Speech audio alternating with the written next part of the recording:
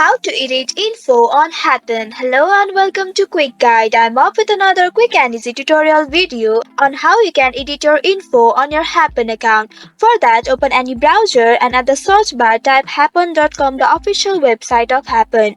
You will reach to this interface. Here, once it loads, you will see sign in button at the upper right corner of the screen. Go ahead and tap on it. Once you reach to this page, you will see the menu at the left sidebar. Here, click on my profile at the top and you will be directed to this page. Here at the bottom of the screen you will see edit my profile. Click on edit my profile option. Here scroll down and you will see all your information here. Now here find the specific information you want to edit. After getting it, click on it and here you can edit your info. After that you will see the information has been edited.